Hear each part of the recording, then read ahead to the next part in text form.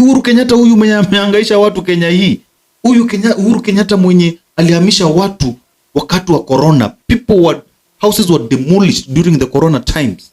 The same Uhuru Kenyatta who tear gassed a church in Murang'a. The same Uhuru Kenyatta who sent police officers to strip naked Rigathi Gachagua. Leo Rigathi Gachagua is the deputy president.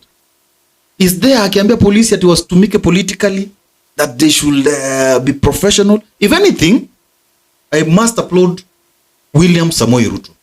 William Samoei Ruto is not a vengeful president. He has contained himself despite Uhuru Kenyatta na Raila Amolo Odinga trying to provoke him.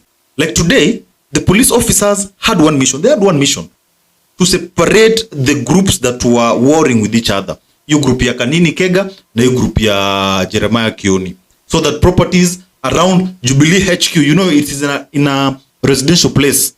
The properties around that place be protected, and the people who live there, you know, to be protected. Lakini Uhuru Kenyatta came there and tried to, you know, point fingers at the police as if the police were sent there to overturn Jubilee.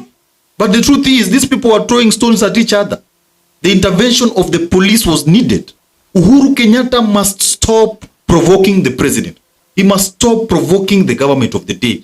He must respect the police officers who are undertaking their duties. And those officers, imagine, respect. Wakati Uhuru alikuja huko and you know, the situation had been contained, they respected Uhuru Kenyatta and they walked away unprovocatively. But remember, Uhuru Kenyatta, he once tear-gassed William Ruto.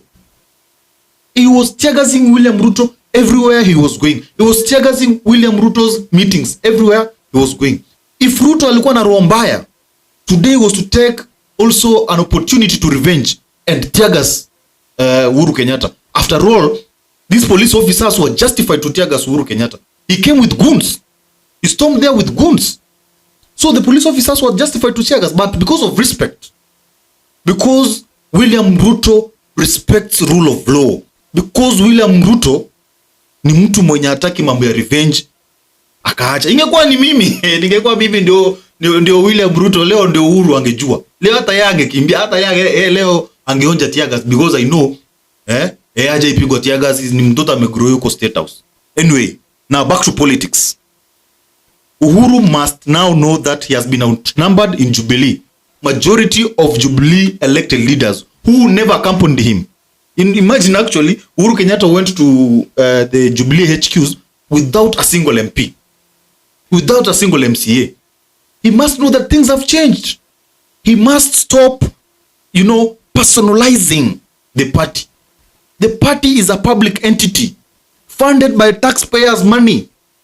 If the majority of the members of Jubilee have said no to the leadership of Uhuru Kenyatta and his people, he must respect the rule of law. He must respect the constitution. He should stop forcing himself in that party and let the members channel their way forward. Now Jubilee wants a new leadership. Uhuru Kenyatta is retired, is a retired president. We don't want him active in politics. We want him to see him, you know, in those missions anatumatuma huko South Sudan. He brings peace and those things. We don't want to see him in politics because we want to respect him. As UDA wants to respect Uhuru Kenyatta, awache kuingilia mambo ya kisiasa. Na chama, majority of the elected leaders who form the NEC, who form the National Governing Council, want their way out. And Uhuru Kenyatta should let them have their way. He had his time, he served.